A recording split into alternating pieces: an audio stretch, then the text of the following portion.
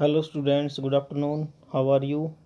Let us again start with 12th class chemistry unit number 4 and lecture number 5. Today's topic is Arrhenius equation. This equation is very useful for further exams. Let us start this topic. Before starting the topic Arrhenius equation, we will discuss a small topic that is pseudo first order reaction. What is pseudo first order reaction? Pseudo क्या होता है? Pseudo means false. Pseudo क्या होता है भाई? False. False का मतलब होता है झूठा. यानी फर्स्ट ऑर्डर की रिएक्शन तो है वो, बट सूडो का मतलब क्या है? वो एक तरह से फर्स्ट ऑर्डर की है नहीं, बट हमें शो होती है. तो ये क्या रीज़न हो सकता है इसका? देखो, such reactions which are not truly of first order.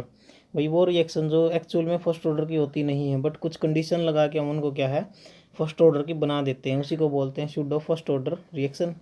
आप एग्जाम्पल देख सकते हैं. जैसे हमारे पास क्या है, acid catalyse hydrolysis of ethyl acetate. करते थे ना आप ये 10th क्लास में भी. ये रिएक्शन एस्टर फॉर्मेशन की रिएक्शन थी ये. इसमें एस्टर बनते थे, ये उल्टी होती थी वहाँ पर. Acid catalysed hydrolysis of ethyl acetate, यानी ये मेरे पास क्या इथाइल एसीटेट है और मैं इसको हाइड्रोलाइज करता हूँ वाटर की प्रेजेंस में, H+ की प्रेजेंस में. तो क्या बन जाता है मेरा CH3COOH एसिटिक एसिड और ethyl alcohol. For example number 2, acid catalysed inversion of cane sugar.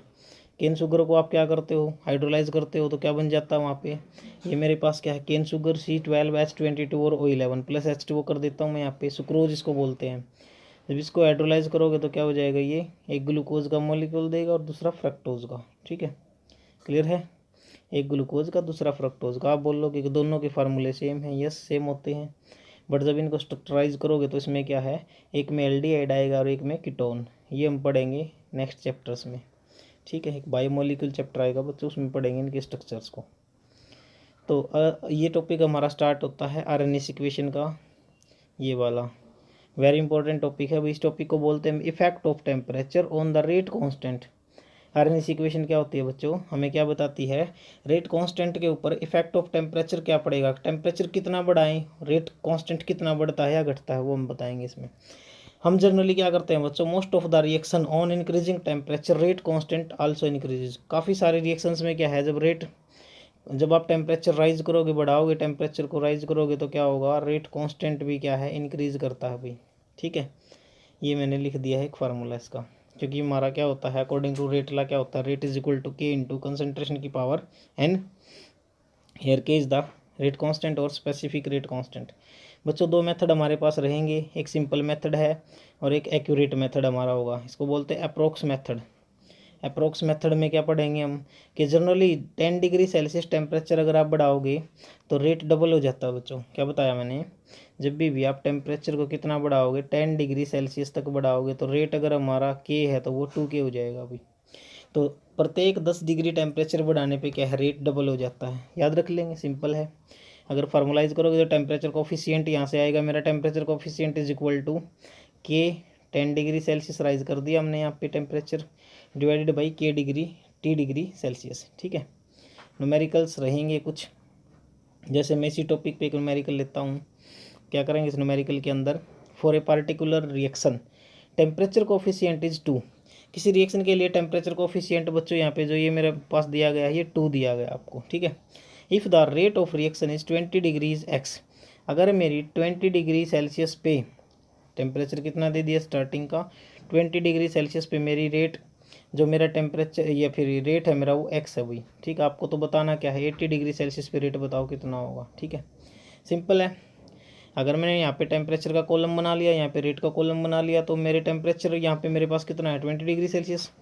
Rate कितनी है, एक्स. तो क्या करेंगे हम, यहाँ पे 20 पे अगर एक्स है तो 30 पे कितनी हो जाएगी, 2x, डबल राइज करेगा. 40 पे कितनी हो जाएगी, 4x.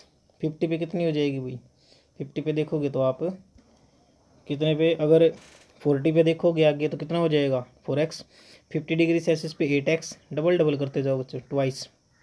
तो क्या हो जाएगा यहाँ पे अपना 60 डिग्री पे 16x हो जाएगा, और भाई 70 डिग्री पे 32x, 80 डिग्री सेल्सियस पे 64x. ये था बच्चों मेरा सिंपल मेथड, जिसको मैं क्या बोलता था कि सिंपल ही मेथड था अपना. एक्यूरेट मेथड अब आएगा. एक्यूरेट मेथड में आपको एक आरएनएस इक्वेशन पढ़नी पड़ेगी. और ये आरएनएस इक्वेशन क्या होती है बच्चों, मैं बता दूं, K is equal to AE की पावर -EA/RT. क्या बताया मैंने, K is equal to A E की power minus E A by R T. देखो सारी टर्म्स देखो क्या क्या है। Here K is rate constant, A is the, A के कई नाम है बच्चों यहाँ पे। ए के अगर नेम देखोगे तो आप ए को क्या बोलते हैं, आरएनएस फैक्टर या फ्रीक्वेंसी फैक्टर, या इसका नाम है देखो एक्सपोनेंशियल से पहले आया है ना, ये एक्सपोनेंशियल ई की पावर जो भी होती है ई की पावर वो हमारी क्या होती है, एक्सपोनेंशियल होती है। तो यहाँ पे हमारा जो ए है वो है आरएनएस फैक्टर, और इसको मैं फ्रीक्वेंसी फैक्टर भी बोल सकता हूँ। और इसको क्या बोलेंगे, देखो एक्सपोनेंशियल से पहले आया हुआ है ना, ये एक्सपोनेंशियल ई की पावर जो होती है इससे पहले आया, इसलिए बोलते हैं इसको प्री एक्सपोनेंशियल फैक्टर। तो देखो ई ए यहाँ पे क्या है बच्चों, E A is activation energy, ठीक है, जूल पर मोल में ली जाएगी एक्टिवेशन एनर्जी। चलिए, R is universal gas constant. What is R here, R is universal gas constant whose value is 8.314 joule per mole per kelvin, ठीक है। T is the temperature in kelvin and we may write as Arrhenius equation K is equal to A E की power minus E A by R T. मान लेता हूँ ये मेरे पास क्या है, मैं इस इक्वेशन को क्या करता हूँ बच्चों, यहाँ पे मैं इसका दोनों तरफ नेचुरल लोगरिथम ले लेते हैं भाई, दोनों तरफ एल एन लेने पर इसका नेचुरल लोगरिथम क्या आ जाएगा, यहाँ पे एल एन लोगे तो एल एन के, यहाँ पे भी क्या आ जाएगा एल एन ऑफ, इसका भी पूरे के साथ मैं ब्रैकेट लगा देता हूँ, L N of A E की power minus E by R T, L N K is equal to L N of A, multiply है ना, जब भी आप करते हो मल्टीप्लाई में L N of A multiply B क्या आता है बच्चों, आप जानते हो ना फार्मूला क्या होता है, ये हो जाता है L N A plus L N B, L N A plus L N B, ठीक है। तो यहाँ पे क्या आ जाएगा मेरा L N of K is equal to L N of A plus L N of E की power minus E A by R T, L N of K is equal to L N of A, ये E ए की power जब आगे आएगा तो बच्चों क्या हो जाएगा, ये माइनस का हो जाएगा, तो ये हो जाएगा L N of A E की power R T log of E, इसकी वैल्यू 1 होती है हमारे पास। मैं अगर इसको लिखूँ तो डायरेक्टली क्या लिख सकता हूँ, इसको मैं लिख सकता हूँ, ये ई की पावर है ना एक्सपोनेंशियल एल एन होता है जो हमारा, log of E K is equal to log of E A minus E A by R T. मैं दोबारा से अगर इसको बोलूँ कि L N of K is equal to L N of A minus L E A by R T, first equation मान लेते हैं। चलो अब हमारा इस इक्वेशन को डिटेल में सोल्व करते हैं, ठीक है। If the value of the rate constant है, टेम्परेचर T1 पर रेट कांस्टेंट मैंने मान लिया K1 और T2 पर रेट कांस्टेंट मान लिया बच्चों K2। क्या बोला मैं, मेरे पास टेम्परेचर अगर T1 है तो रेट कांस्टेंट मैंने T1 पर क्या मान लिया K1, और T2 अगर टेम्परेचर है तो K2 कांस्टेंट, ठीक है। चलिए मैं अप्लाई करता हूँ उस इक्वेशन में, इक्वेशन नंबर फर्स्ट में पुट कर देंगे हम, एल एन ऑफ K1 हो जाएगा, ये तो कांस्टेंट था एज इट इज़ रहेगा, ई ए बाई आर T1 क्योंकि T1 टेम्परेचर है, L N of K2 L N of A same रहेगा, minus E A by R T2 second temperature, ठीक है। क्लियर है, इस सारी वैल्यू को मैं क्या करूँगा, सब्ट्रैक्ट कर दूंगा भाई, सेकंड को थर्ड से सब्ट्रैक्ट करूंगा तो मेरे पास एक वैल्यू आ जाएगी, ये इधर से लेफ्ट साइड से क्या हो जाएगा, L N of K2 minus L N of K1 is equal to minus E A by R T2 minus E A by R T1। जब इसको सोल्व करोगे तो E A by R T1 minus E A by R T2। Clear, तो यहाँ से मेरे पास क्या बन जाएगा, देखो इसका भी फार्मूला है ना, log of A minus log of B क्या होता है, log of A by B, divide हो जाता है ना अगर माइनस में हो तो, L N of K2 by K1 is equal to, दोनों में कॉमन क्या है देख सकते हो, ई ए बाई आर दोनों में कॉमन है तो ले लिया मैंने बाहर, ये 1/T1 माइनस 1/T2, एलसीएम इसका अगर एलसीएम लोगे तो T1 T2 आ जाएगा, यू विल गेट क्या मिलेगा आपको, E A by R T2 minus T1 log of K2 by K1 is equal to E A by 2.303 R T2 minus T1 divided by T1 T2। ये आ गई fourth equation.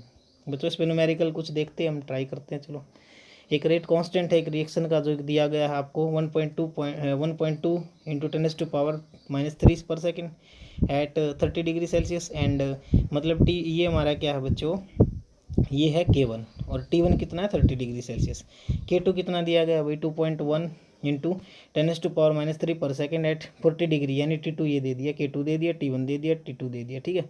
Calculate the energy of activation, आपको क्या निकालना है, ई ए activation energy, लगा दो formula, सारी चीज़ आपको गिवन है, क्या क्या गिवन है, K1 is given as this, T1 is this, T1 को देखो डिग्री सेल्सियस में है तो you will need to change it into Kelvin, ठीक है।